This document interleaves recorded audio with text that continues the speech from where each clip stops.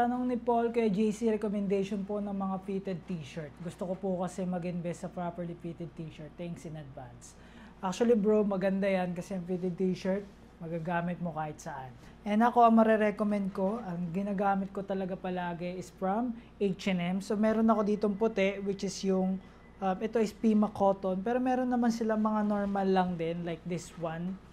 Yan. So ito is, yan, slim fit.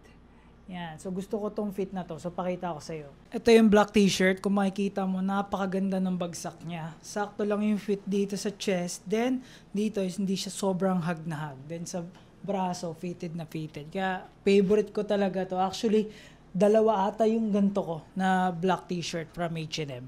And ito naman yung white t-shirt nila. Maganda din.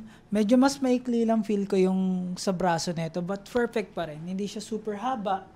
Hindi rin super ikli. Sakto lang. So, perfect siya pag hindi nakataking, tsaka nakataking. So, favorite ko tong t-shirt na to.